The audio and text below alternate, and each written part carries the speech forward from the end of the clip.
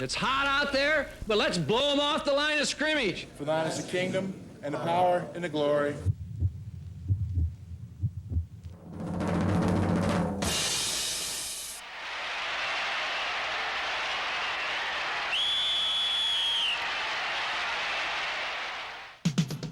You're looking at the first New York Giants squad in 21 years that has a chance to win a division title.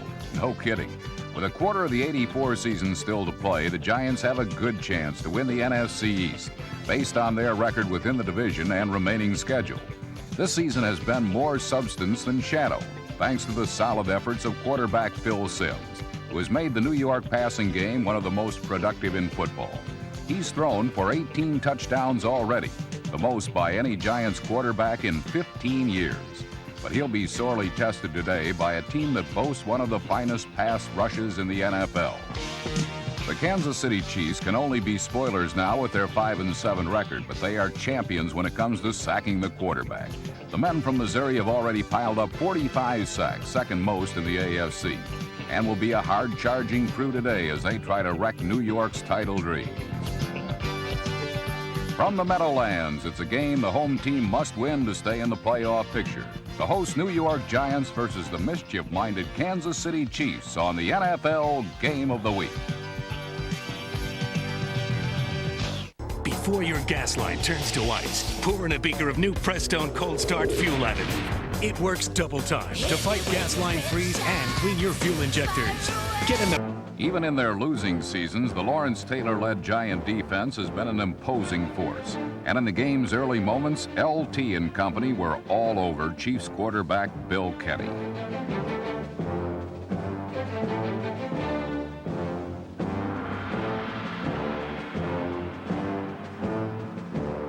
The Chiefs were unable to score for nearly 19 minutes as the Giants stopped Kansas City in all phases of their offensive game plan.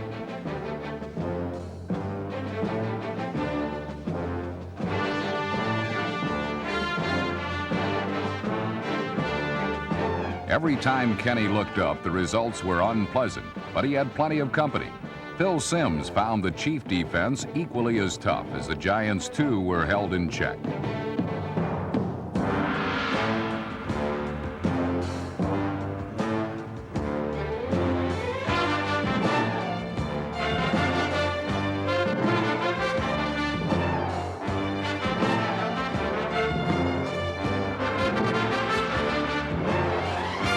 Number 26, running back Rob Carpenter, found some creases of daylight on one drive, but that was soon snuffed out when the Chiefs' vaunted pass rush handed out its well-known calling card.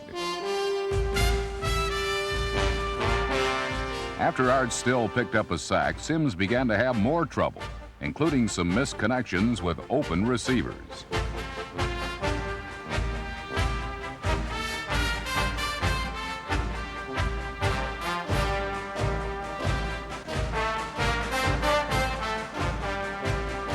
Then the threat of interception reared its nasty head as the Giants narrowly missed giving the ball away.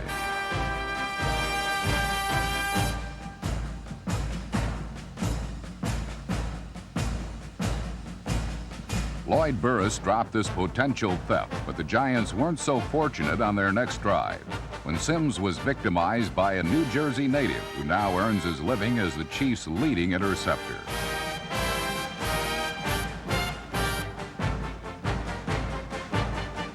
Number 20, Deron Cherry, who played college football in this very stadium for Rutgers, swiped his 6th pass of the year, and it proved to be the spark Kansas City needed to get their offense on track.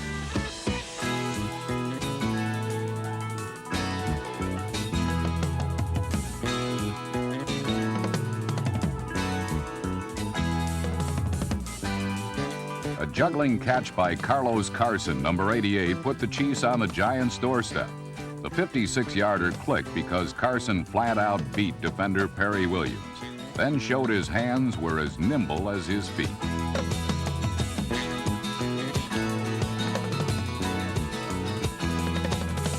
But near the goal line, New York got very nasty, stopping 3 straight attempts by Kansas City to go in for the score. So on 4th and 1, the Chiefs figured they'd settle for a sure 3 points on a field goal attempt. But that too went by the board.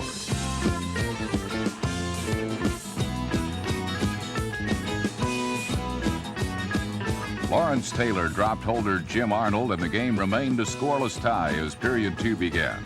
The Giant defense had held, as it has done so many times in the recent past. But with the offense sputtering, the defense seemed to be spending a lot of time on the field. Finally, the wear and tear began to show.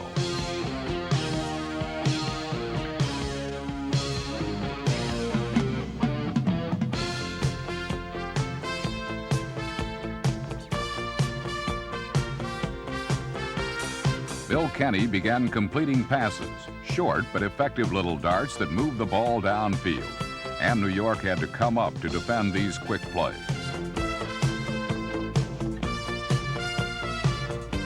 Then with the Giants drawn in, Kenny went deep and got the game's first score.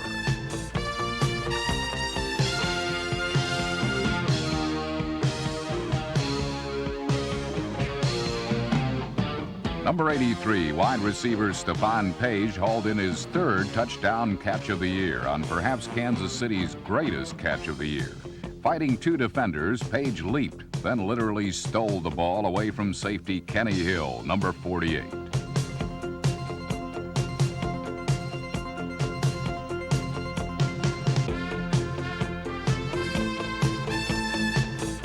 Kansas City had a 7-0 lead thanks to its passing game, but knew that New York's aerial assault was quite capable of getting the touchdown right back. Phil Simms shook off his rocky first quarter performance and put together a tidy little drive that featured 4 completions, each for substantial yardage.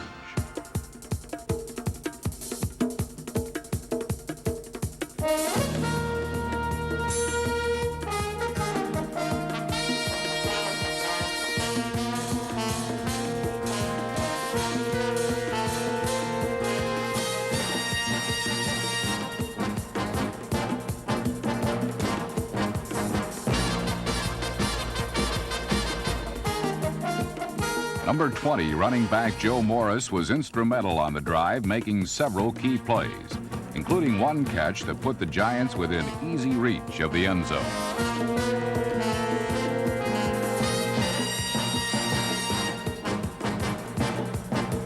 From the 1, Rob Carpenter plowed through a quagmire of bodies to tie the game at 7. And then things looked even rosier for New York when the Chiefs turned the ball over on their very next possession. Strong safety Bill Courier, number 29, stole a Kenny pass, and the Giants finally looked like they were ready to break the game open.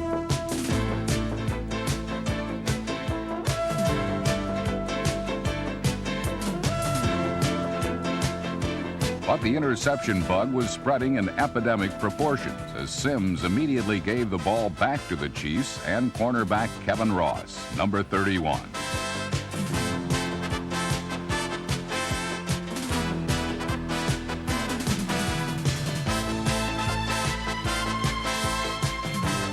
The Ross pickoff gave the Chiefs excellent field position, so it didn't take much for Kenny to get the ball into scoring range.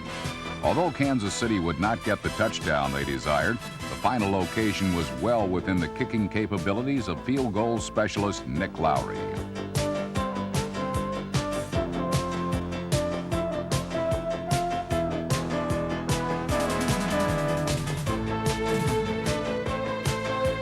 The Chiefs' lead of 10-7 would soon grow even larger as Simms promptly served up his 3rd interception of the half.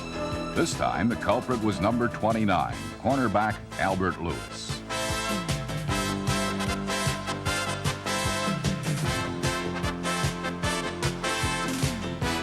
Kenny quickly struck for his 2nd touchdown pass of the half, firing to tight end Willie Scott. The contrast between the Kansas City quarterback and New York's Phil Simms was never more acute than at this point.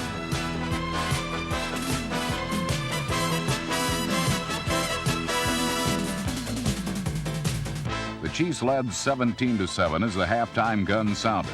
Kenny was hot, Simms was not. But in the final 30 minutes, the fortunes of both men would change radically, and a thrilling conclusion would result. The Chiefs were celebrating now. But before the day was over, the Giants would pull off one of the greatest comebacks in recent franchise history.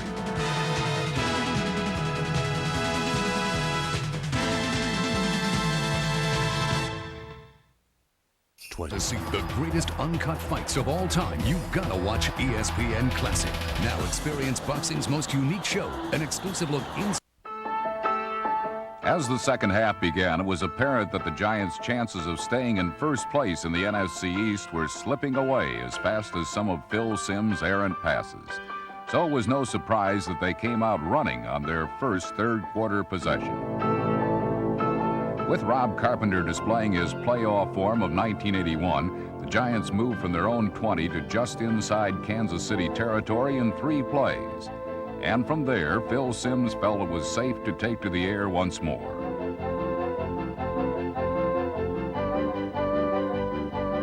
For a moment, it seemed like the specter of the Giants' turnover-filled first half was going to keep haunting them. But a generous ruling by the referees in the Giants' favor kept New York's drive alive at the Kansas City 29. Simms wasted little time taking advantage of the Giants' sudden turn of good fortune as he moved the ball down to the Chiefs' 1-yard line with this perfect pitch to fullback Tony Galbraith, number 30.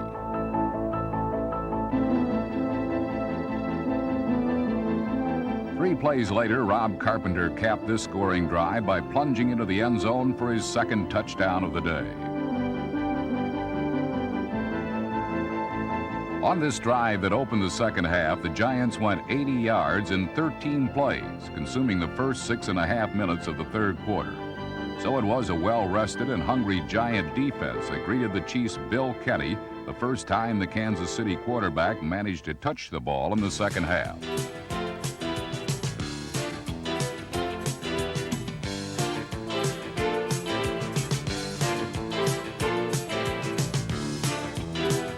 Luckily for the Chiefs, this play was simply ruled a sack for Carl Banks and not a score.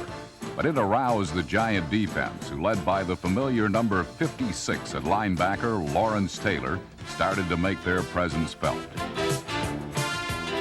Halftime is usually a time for adjustments, and it was obvious that the Giants had spent most of their locker room rest studying their first half mistakes.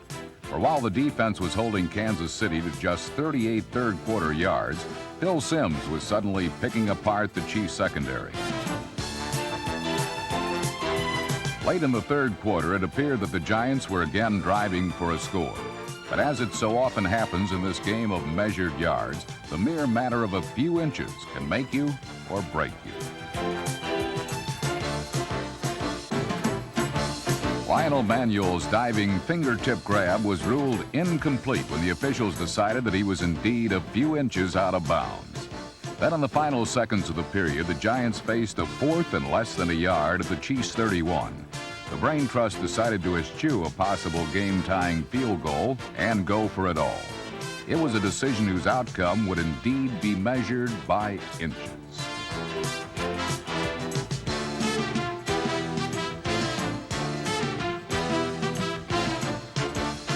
Zeke Moat's partisan prodding did little to alter the mathematics of this measurement. Tony Galbraith's plunge fell 4 inches short, and with the Kansas City defense making a heroic stance to snuff out a possible Giant scoring drive, the momentum of the game drastically switched gears. This Bill Kenny sideline out to Carlos Carson set up an early Nick Lowry fourth-quarter field goal.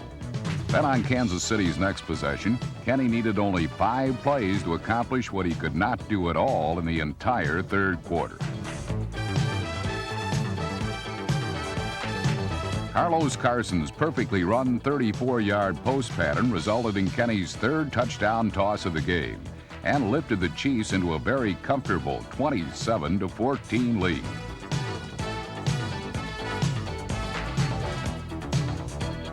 A second look at this play that stunned the Giants showed how the Chiefs clearly anticipated a blitz from number 56 Lawrence Taylor and purposely put a tackle and not a running back in LT's path. A successful blocking ploy gave Carson just the time he needed to slip behind the Giants secondary for an easy 6 points. Despite being outplayed and outmuscled for most of the second half, the Chiefs had somehow extended their lead to 13 points. The frustrated Giants had plenty of room for thought, but precious little time to do it in, where they faced the formidable task of having to put more points on the board in the game's last 10 minutes than they could in the previous 50.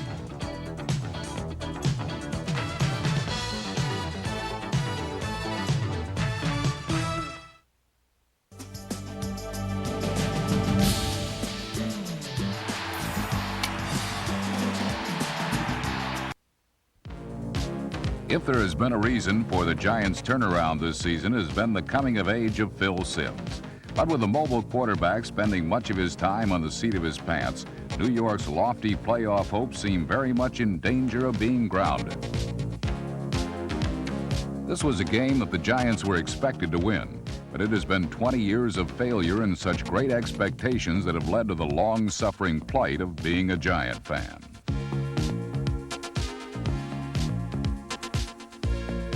But there is a character and resiliency on this particular Giant team that is of a far different nature than its 20 predecessors. It is a quality of courage that began to surface when the Giants took over the football 90 yards away from the goal line with just 9 minutes to play. And if there were any doubts about whether Phil Simms had indeed come of age, they would soon be laid to rest.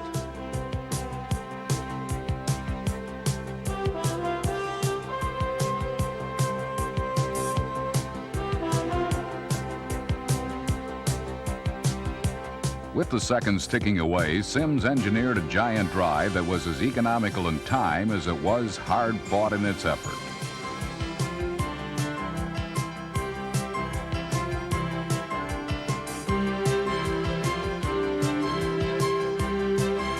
In a matter of 1 minute and 48 seconds, Simms moved the Giants 90 yards in 5 plays, capping off a brilliant scoring drive with this 22-yard touchdown pass to wide receiver Bob Johnson, number 88.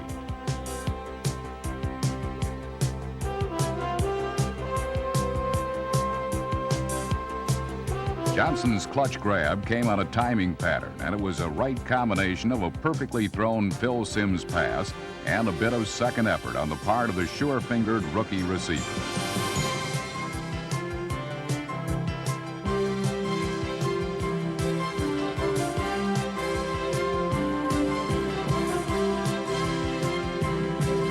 New York was now back within easy striking distance. And when Kansas City failed to move the ball on their ensuing possession, Phil Simms was set to do his quick strike act once more. Starting this time from his 20, the sleek-footed Simms managed to avoid the grass with the Chiefs' strong-limbed Dave Lindstrom long enough to hit Lionel Manuel at the Kansas City 37. Simms then displayed the kind of all-around ability that had so many scouts comparing him to Terry Bradshaw when the Morehead State alumnus was drafted number 1 by New York in 1979. Like Bradshaw, Simms possesses the skill to run the ball if necessary. And like the former Steelers star who was never afraid to challenge defenses, Simms has that confident knack of threading a needle with every pass he throws. This gutsy 31-yard strike to tight end Zeke Moab was an example of just that, and it set the Giants up perfectly for the chance to go ahead with a little under 3 minutes to play. It was a cool and patient Simms who waited for the right moment to hit wide open Zeke Moab for the winning touchdown. It was Moab's 7th catch of the game, and the second-year tight end accounted for 126 of Simms' 343 yards passing. More importantly, though, was the fact that New York had come from behind for the second week in a row, and that had Giant fans staggered with an excitement they have not felt in many a year.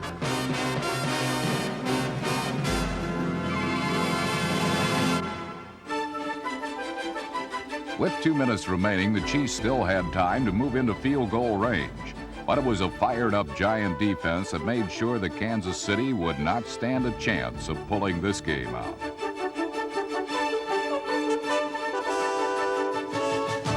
The Giants' recovery of Theodis Brown's fumble sealed New York's dramatic 28-27 victory. With their win, the Giants improved their record to 8-5, thus ensuring them of only their second 500 or over season in the last 11 years. From the character of their comeback victory over the Chiefs, though, it is clear that this Giants team is not going to settle for just a 500 record. They share the lead in the NFC East with both Dallas and Washington. By virtue of owning the best record in the division, combined with a favorable schedule over the last 3 weeks, there is reason to believe that these Giants might be destined to deliver their fans a division crown in 1984.